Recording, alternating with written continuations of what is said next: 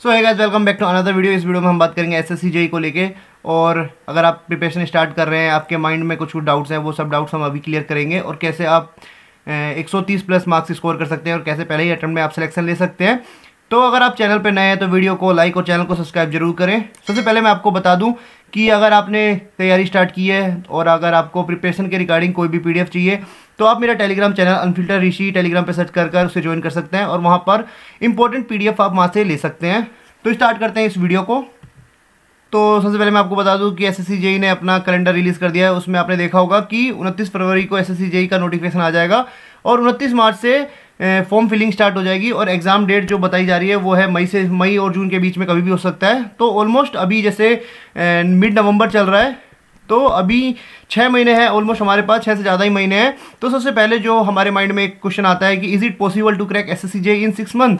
तो बिल्कुल हाँ, क्योंकि लास्ट ईयर मैंने भी 2022 में जब एग्ज़ाम निकाला था तो मेरे पास कुछ 4 से 5 महीने थे और मैं बिल्कुल जीरो था।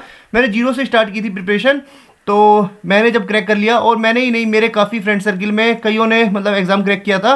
तो सबसे पहले मैं इसका आंसर देना चाहूँगा yes, it is possible to crack SSC JE in 6 month. तो आगे आगे हम बात करेंगे कि कैसे आप मतलब स्ट्रेटेजी को फॉलो करेंगे, किन किन सब्जेक्ट्स को आपको फोकस करना है और कैसे तैयारी करनी है। तो स्टार्ट करते हैं। As the festival of light approaches, we invite you to join in celebrating the spirit of Diwali with our exclusive Diwali offer. Physics Wala is coming with their heavy discount on their batches during this Diwali, so get ready to enroll in your favorite batches. SSC JE foundation batch civil mechanical electrical plus खजाना 2010 रुपये का मिलेगा। SSC JE CBD2 practice batch वो मिलेगा 399 का। मार ट्रांसको ई batch 599 का। CSPGCL JEE batch वो मिलेगा 499 का। CSPGCL ई बैच वो मिलेगा आपको 599 का। Ashoka 2024 civil mechanical electrical batch B plus खजाना वो मिलेगा आपको 2510 रुपीज़ का। तो ये बैच उनके लिए इंपॉर्टेंट है जो भी तैयारी कर रहे हैं, SSC JE, RRB JE, DDA JE, NHPC, UPPCL, SDSSB JE, DFCCL, UPPSC, MPPSC, RSSB JE, ISRO, HPCL या फिर ऑल स्टेट एजेई के exam based on new exam pattern and syllabus. Lecture will be delivered in English language. Class notes, DPP and DP solution will also be provided. Chapter wise short notes will also be provided. Weekly test plus subject wise test plus mock test will also provided in this batch. Live lecture by India's best faculty on PWF. Extra doubt classes will be provided on completion of respective subjects. Class notes will be provided and एक extra doubt engine मिलेगा जहाँ पे आप अपनी queries को पूछ सकते हैं। ये सब मिलेगा आपको पीडब्ल्यू के ऐप पे। तो ये प्राइजेज है केवल लिमिटेड टाइम पीरियड के लिए। तो कल लास्ट डेट है, तो जल्दी से जाइए पीडब्ल्यू के ऐप पे और वहाँ से कोर्स को परचेज करिए। और अगर आप मेरा कूपन कोड RIS 250 यूज़ करते हैं तो आपको इंस्टेंट 250 रुपीज़ का डिस्काउंट भी मिलेगा को। तो सबसे पहले हमें किसी भी एग्जाम को निकालने से पहले उसका पैटर्न हमें देखना होगा कि कैसा क्या पैटर्न होता है। तो सबसे पहले मैं आपको बता दूं कि इसमें 3 पोर्शंस आते हैं। सबसे पहला है रीजनिंग, दूसरा है जनरल अवेयरनेस। ये मतलब अपने आप में ही बहुत बड़ा सिलेबस होता है जनरल अवेयरनेस का। काफ़ी लोग गलती करते हैं कि जीके जीएस को लाइटली ले लेते हैं, तो हमें लाइटली नहीं लेना है। तो इसके लिए प्रॉपर मैंने एक वीडियो बना दी है, तो आप उस वीडियो को जाकर देखना, क्योंकि ये वीडियो काफ़ी लंबी हो जाती, इसलिए मैंने जीके जीएस की पहले ही एक वीडियो बना दी थी, आपको दिख भी रहा होगा स्क्रीन पे। तो इस वीडियो को आपको जाकर देखना है और इसका लिंक मैं अपने डिस्क्रिप्शन पे डाल दूंगा, तो वहाँ से जाकर आप इस वीडियो को देख लेना। इस वीडियो में प्रॉपरली हम टेक्निकल के ऊपर बात करेंगे। तो जो थर्ड पोर्शन है हमारा वो टेक्निकल का है। तो अगर आप सिविल के हैं तो मैं इस वीडियो में सिविल वालों के लिए बताऊँगा, इलेक्ट्रिकल और मैकेनिकल वाले के लिए बाद में मैं कोई वीडियो बना दूंगा। तो सबसे पहले आपको देखना होगा कि 200 क्वेश्चन आते हैं जिसमें हमारे पास 2 घंटे का टाइम होता है। तो 50 क्वेश्चन रीजनिंग के होते हैं, 50 जीके जीएस के होते हैं और 100 क्वेश्चन टेक्निकल का होता है, और तीनों मिला के हमारे पास 2 घंटे होते हैं। तो some common doubts in your mind, जो भी तैयारी कर रहे हैं उनके दिमाग में ये कॉमन क्वेश्चंस जरूर आएंगे, क्योंकि अगर आप किसी चीज़ के लिए सीरियस हैं तो आपको डाउट जरूर आएगा कि मैं जो पढ़ रहा हूँ मैं सही पढ़ रहा हूँ या नहीं। तो ये कुछ डाउट्स हैं जो कि मैंने कमेंट सेक्शन से उठाए हैं। पहला कि फर्स्ट अटेम्प्ट में मैं कैसे एसएससी को निकालूं। दूसरा है कि 6 महीने इनफ होंगे या नहीं। तीसरा जीके जीएस कैसे करूं। चौथा कोर्स लेना चाहिए या नहीं लेना चाहिए। और पांचवा इंपॉर्टेंट टॉपिक्स जिस पर मैं फोकस करूं ताकि मैं ज़्यादा से ज़्यादा स्कोर कर सकूं। तो इनका एक एक करके मैं आंसर देता हूं, पहले अटेम्प्ट में कैसे निकालूं। तो इस वीडियो को लास्ट तक जरूर देखना और मैं बताऊंगा कि क्या क्या चीज़ें आपको जरूरी करनी चाहिए जिससे आप पहले अटेम्प्ट में सिलेक्शन ले सकते हैं। दूसरा 6 मंथ्स इनफ होंगे, तो बिल्कुल भाई बिल्कुल हाँ, अगर आप बेसिक से स्टार्ट कर रहे हैं तभी 6 महीने आपके लिए बहुत हैं, आप आराम से सिलेक्शन ले सकते हैं। तीसरा जीके जीएस कैसे करूं, तो इसके लिए मैंने प्रॉपरली एक वीडियो बनाई है, उस वीडियो को जाके देखिएगा। चौथा कोर्स लेना चाहिए या नहीं। तो भाई अगर आप जीरो से स्टार्ट कर रहे हैं, अगर आपके पास कोई भी नोट्स नहीं है, कुछ भी सोर्स नहीं है, कहाँ से क्या स्टार्ट करना है, तो बिल्कुल आपको कोर्स लेना चाहिए। अगला इंपॉर्टेंट टॉपिक्स जिस पे मैं फोकस करूँ, तो इस वीडियो में मैंने बताए हुए हैं कि कौन कौन से टॉपिक्स कहाँ कहाँ से क्या पढ़ना है, मैं सब आगे बता रखा हूँ वीडियो में। तो हम मतलब तैयारी स्टार्ट कर देते हैं, लेकिन हम कुछ गलतियां करते हैं, मिस्टेक्स ड्यूरिंग प्रिपरेशन। तो पहला, without knowing about the soul of the exam we start preparing. मतलब हमें कुछ एग्जाम के बारे में पता ही नहीं होता है कि एग्जाम के लिए क्या नीड है क्या नहीं है, हम बस स्टार्ट कर देते हैं और मतलब भीड़ चाल चलते हैं, और जो लोग कर रहे हैं हम वही करते हैं, और फिर क्या होता है कि हमारा सिलेक्शन नहीं होता है। तो बेसिकली हमें, जैसे आपको पता होगा कि 200 मार्क्स का कुछ पेपर होता है, जिसमें लोग क्या करते हैं कि केवल टैक ही टैक पढ़ते हैं, नॉन टैक को वो लाइटली ले लेते हैं। तो हमें नॉन टैक लाइटली नहीं लेना है, हमें जितना टाइम टेक्निकल के लिए देना है उतना ही नॉन टेक के लिए देना है, क्योंकि जीके जीएस का सिलेबस वास्ट है, हम कितना भी पढ़ लें उसमें मार्क्स स्कोर नहीं कर पाते। इसलिए हमें अभी स्टार्टिंग से जो 6 महीने हैं हमें डेली जीके जीएस को भी टाइम देना है, और जितना टेक को मतलब इंपॉर्टेंस देते हैं हम, उतना ही हमें नॉन टेक को भी इंपॉर्टेंस देना है। तो दूसरी होती है कंपेयरिंग योरसेल्फ विद अदर्स। मान लो कि कुछ बच्चा है जो अभी तैयारी स्टार्ट कर रहा है, और कोई बच्चा है जो 2023 में एग्जाम दिया होगा लेकिन 1-2 नंबर से रह गया होगा। अगर वो बच्चे जो 2023 में रह गए हैं, वो क्या करते हैं कि अच्छा अब जैसे 2024 में तैयारी कर रहे हैं, तो वो उनका मार्क्स जो टेस्ट सीरीज में या फिर उनके ज़्यादा मार्क्स आते हैं, और जो बच्चा 2024 में जो अभी नई नई प्रिपरेशन स्टार्ट करता है, वो उसको देख के अपने आप को कंपेयर करता है कि भाई उसके नंबर तो इतने आ रहे हैं। वो ये नहीं देख रहा कि उसने तैयारी कब स्टार्ट की थी, और वो अपने आप को उससे कंपेयर करके मतलब अपना आपका मोरल डाउन करता है। तो अपने आप को किसी से कंपेयर नहीं करना है, अपना मेन टारगेट होना चाहिए कि मेरे को 130 प्लस लाना है, और वो कैसे भी लेके आना है, किसी और से हमें कोई कंपैरिजन नहीं है हमारा। और अगला है we can take non tech portion lightly. तो मैंने आपको बता दिया कि नॉन टेक को हमें लाइटली नहीं लेना है, हमें जितना टेक्निकल के लिए जो इंपॉर्टेंस देते हैं हम उतना ही इंपॉर्टेंस हमें नॉन टेक को देना है। तो आगे बात करते हैं टेक्निकल में किस किस सब्जेक्ट्स को हमें पढ़ना है। तो बीएमसी एक सब्जेक्ट है, वो हमें पढ़ना है, सर्वे हमें पढ़ना है, आरसीसी पढ़ना है, सोल मैकेनिक्स पढ़ना है, इरिगेशन पढ़ना है, एनवायरनमेंट पढ़ना है, एफएम पढ़ना है, एस्टिमेशन कोस्टिंग पढ़ना है, ट्रांसपोर्टेशन पढ़ना है, सोम पढ़ना है, स्टील पढ़ना है, एंड टोस पढ़ना है।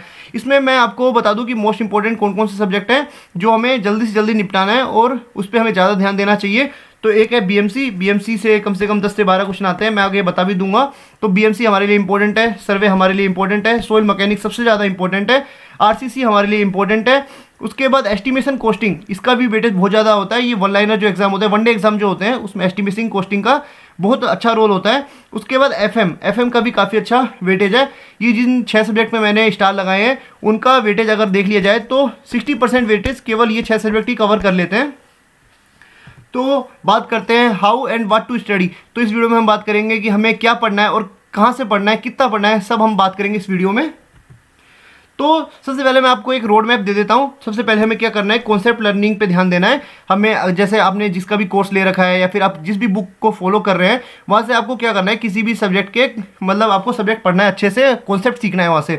उसके बाद सबसे पहले जो काम हमें करना है वो है एसएससी जेई के पीवाईक्यूज लगाने हैं। वो इसलिए क्योंकि हमें पता होना चाहिए कि किस डेप्थ में और क्या पढ़ना है। क्योंकि देखो, किसी बुक को आपने पढ़ा, उसमें आपको मतलब बहुत ज़्यादा चीज़ें मिलेंगी, बट वो एसएससी के लिए इंपॉर्टेंट है या नहीं, क्या पता वो इरेलीवेंट हो। तो हमें एक बार पीवाईक्यू ला के देखना है कि वो हमारे लिए रेलिवेंट चीज़ है कि नहीं। उसके बाद जैसे आपने देखा होगा कि 2022 तक अगर आपने देखा होगा कि 60% 70% पेपर जो आता था वो पीवाईक्यू से आते थे। तो बच्चे क्या करते थे, ईएससी प्री के क्वेश्चंस नहीं लगाते थे। तो अब लेकिन 2023 वाला पेपर आपने देखा होगा तो पेपर का लेवल काफ़ी अच्छा हो चुका है, और जो एसएससी जेई का जो प्रीवियस ईयर जो क्वेश्चन 60% तक आते थे, वो इस बार 10 से 20% तक पूछे गए हैं, जिससे बच्चों का मार्क्स गिरा है। तो आपको क्या करना है कि अभी से ईएससी प्री पर ध्यान देना है और उसको पढ़ना है। और मेन हमारा फोकस क्या होना चाहिए, कॉन्सेप्ट लर्निंग, क्योंकि हमें वहाँ से चीज़ें सीखनी है। हमें पता है कि वो हमसे क्वेश्चन नहीं लगेंगे क्योंकि ईएससी का लेवल काफ़ी अच्छा होता है, तो वहाँ से हम अपने आप को अभी से ही प्रिपेयर कर सकते हैं। उसके बाद हमें क्या करना है कि ऑल स्टेट एजेई के क्वेश्चंस लगाने हैं, उसका भी मेन रोल यही है कॉन्सेप्ट लर्निंग का। उसके बाद हमें अपने आप को चेक करना है कि हम कहाँ पे स्टैंड करते हैं, उसके लिए हमें मॉक्स देना चाहिए, और मॉक्स से अपने आप को हमें एनालाइज करना है कि हम कितना लैग कर रहे हैं, कुछ नई चीज़ें हमें टेस्ट से सीखने को मिलेंगी। तो ये एक रोड मैप होगा। उसके बाद जैसे कई लोग कहते हैं कि एसएससी नहीं हुआ तो हम क्या करेंगे, तो अगर आपने एक बार टेक्निकल अच्छे से पढ़ लिया तो आप बहुत ज़्यादा एग्जाम के लिए एलिजिबल रहेंगे और आप उन एग्जाम को फोड़ सकते हैं। जैसे एसएससी जेई हो गया, आरआरबी जेई हो गया, या फिर एपीएससी जेई हो गया, एमपी सब इंजीनियर हो गया, एमपीपीएससी एई हो गया, एमपीपीजीसीएल हो गया, कोल इंडिया लिमिटेड हो गया, डीडीए जेई हो गया, डीएसएसबी जेई हो गया, जेएसएसबी जेई हो गया। मतलब बतेरे एग्जाम है, बहुत ज़्यादा एग्जाम है, जो अगर आपने एक बार अगर अपना टेक्निकल अच्छा कर लिया तो आप इन एग्ज़ाम को टारगेट कर सकते हैं। बस इसमें क्या होता है कि जो नॉन टेक वाला पोर्शन होता है वो थोड़ा डिफरेंट होता है, तो वो हम एग्जाम के जो रिलेटेड जो भी चीज़ होंगी वो हम नॉन टेक पढ़ लेंगे बाद में, लेकिन पहले हमारा मेन एम होना चाहिए कि हमारा टेक्निकल बहुत अच्छा होना चाहिए ताकि हम कोई भी एग्जाम फोड़ सकें। तो बेसिकली हम इस वीडियो में एसएससी जेईई के बारे में बात कर रहे हैं। तो मैं आपको बता दूं कि कौन कौन से टॉपिक कितने इंपॉर्टेंट है, किस सब्जेक्ट्स में कौन सा टॉपिक पर्टिकुलरली इंपॉर्टेंट होता है, वो इस वीडियो में हम बात कर लेते हैं। तो सबसे पहले हम बात करेंगे बीएमसी की। तो बीएमसी से 10 से 12 क्वेश्चन हर बार पूछे जाते हैं, और बीएमसी में भी देख सकते हैं आप स्क्रीन को एक बार आप पोज कर लेना और इसका स्क्रीनशॉट ले लेना। तो देखो, सीमेंट, लाइम और मोटार से 3 से 6 क्वेश्चन हर साल पूछे जाते हैं। कंक्रीट जो सबसे ज़्यादा इंपॉर्टेंट है, 4 से 8 क्वेश्चन केवल कंक्रीट से ही आते हैं। उसके बाद देख सकते हैं ब्रिक और ये ब्रिक मैसनरी से 2 से 4 क्वेश्चन पूछे जाते हैं। स्टोन से 1 से 3 क्वेश्चन आते हैं। टिम्बर से 1 से 2 क्वेश्चन आते हैं। पेंट से 1 आते हैं। तो जिन भी टॉपिक्स का वेटेज अच्छा है, सबसे पहले आपको उसको अच्छे से पढ़ना है और उसके पीवाईक्यूज लगाने हैं, ईएससी के क्वेश्चंस लगाने हैं, ऑल इंडिया एजे के जो क्वेश्चंस होते हैं वो लगाने हैं। उसके बाद अगला सब्जेक्ट है आरसीसी। ये भी काफ़ी इंपॉर्टेंट है, इसका वेटेज भी 5 से 7 मार्क्स का होता है। तो एलएसएम और डब्ल्यूएसएम का जो इंट्रोडक्शन है, जो स्टार्टिंग का पोर्शन है, उससे 2 से 8 क्वेश्चन भी हर साल पूछे जाते हैं। बीम से 1 से 3 क्वेश्चन पूछे जाते हैं। स्लैब से 1 से 2, फुटिंग से 1 से 2। बाकी अगर आपके पास टाइम की कमी है तो आप बॉन्ड के मतलब केवल फॉर्मूले देख सकते हैं, फॉर्मूले बेस पे काफ़ी क्वेश्चन पूछ जाते हैं। उसके बाद कॉलम से 1 क्वेश्चन पूछा जाता है। अगला सब्जेक्ट है सोम का। तो सोम से 3 से 4 क्वेश्चन आते हैं, इतना ज़्यादा वेटेज नहीं है सोम का। तो स्ट्रेंथ ऑफ मटेरियल से 2 से 3 क्वेश्चन आते हैं। एसएफडी बीएमडी से 1 से 2 क्वेश्चन हर बार पूछे जाते हैं। डिफ्लेक्शन ऑफ बीम से 1 से 2 क्वेश्चन पूछे जाते हैं। Bending strength end moment of inertia से 1 से 2 क्वेश्चन पूछे जाते हैं। उसके बाद बात कर लेते हैं एफएम का। तो एफएम का भी वेटेज काफ़ी अच्छा होता है, 5 से 7 मार्क्स के क्वेश्चंस हर बार एफएम से भी आए जाते हैं। फ्लूइड प्रॉपर्टी से 1 से 3 क्वेश्चन देखे जाते हैं। हाइड्रोस्टैटिक प्रेशर से 1 से 2 क्वेश्चन पूछे जाते हैं। काइनेमेटिक भी इंपॉर्टेंट है, 1 क्वेश्चन आ जाता है यहाँ से। डायनेमिक से भी 2 क्वेश्चन आ जाते हैं। वियर एंड नोचेस से फॉर्मूले बेस पे क्वेश्चन आते हैं, तो हमें फॉर्मूला भी अगर हमने पढ़ा है वियर के तो 1 से 2 क्वेश्चन पूछे जाते हैं। ओपन चैनल फ्लो ओसीएफ अपने आप में काफ़ी बड़ा एक सब्जेक्ट मान सकते हैं इसको, तो 1 से 2 क्वेश्चन यहाँ से भी पूछे जाते हैं। उसके बाद बात करते हैं soil mechanics, most important for SSC JEE aspirant. इससे 10 से 12 क्वेश्चन हर बार देखे जाते हैं। तो इसमें origin of soil and water relationship, soil water relationship से 2 से 4 क्वेश्चन देखे जाते हैं। क्लासिफिकेशन ऑफ सॉइल से 1 से 2 क्वेश्चन हर बार आते हैं। सी एक्सटेंट से 1 से 2 क्वेश्चन आते हैं। कॉम्पैक्शन से 1 क्वेश्चन पूछ जाता है। कंसोलिडेशन से 1 क्वेश्चन आ जाता है। तो इसके बाद हम बात करते हैं स्टील की। तो स्टील मतलब अपने आप में काफ़ी टफ सब्जेक्ट माना जाता है, तो इसमें हम सेलेक्टिव कुछ कुछ चीज़ें पढ़ सकते हैं, जैसे कंप्रेशन मेंबर हो गया, इससे 1 से 4 क्वेश्चन पूछे जाते हैं। फिर जनरल डिज़ाइन रिक्वायरमेंट्स 2 से 3 क्वेश्चन यहाँ से मिल जाते हैं। कनेक्शन से 1 से 3 क्वेश्चन देखे जाते हैं। उसके बाद हम बात कर लेते हैं टॉस की। तो टॉस मतलब है ना, हम इसको इग्नोर कर सकते हैं, लेकिन छोड़ने से अच्छा है कि आप केवल इंडिटरमिनेसी पढ़ लें और आर्चर्स के फॉर्मूले देख लें, उसी से आपका काम हो जाएगा। 2 से 3 क्वेश्चन टॉस से भी देखने को मिल जाते हैं। इसके बाद हम बात करते हैं एस्टिमेशन कॉस्टिंग। सबसे ज़्यादा इंपॉर्टेंट ये है क्योंकि इसमें आपको ज़्यादा कुछ नहीं पढ़ना है। मैंने अपने टेलीग्राम चैनल पे मैंने जो फॉलो किया था उस पीडीएफ को डाल रखा है। वो 20 से 25 पेज की पीडीएफ है और ऑलमोस्ट वहाँ से सब कुछ कवर हो जाएगा। उसके बाद आपको क्या करना है कि एसएससी जेईई के जो पीवाईक्यू है वो लगाने हैं। वो कुछ 250 से 300 क्वेश्चन होंगे वहाँ पे। उन क्वेश्चन को अगर आपने कर लिया तो ये आप 10 से 15 जो वेटेज होता है एस्टिमेशन का वो आप कवर कर लेंगे। इसमें क्या होता है, types of estimation and specification 2 से 3 क्वेश्चन आते हैं यहाँ से। एनालिसिस ऑफ रेट 2 से 3 क्वेश्चन यहाँ से पूछे जाते हैं। वैल्यूएशन से 2 से 4 केवल फॉर्मूले बेस पे क्वेश्चन आते हैं। तो काफ़ी इजी होता है एस्टिमेशन कॉस्टिंग, लेकिन काफ़ी बच्चे क्या करते हैं कि इस सब्जेक्ट को छोड़ देते हैं, तो हमें छोड़ना कुछ नहीं है। इसके बाद बात करते हैं सर्वे की। ये भी अपने आप में काफ़ी इंपॉर्टेंट है, मैंने आपको स्टार्टिंग में बताया था।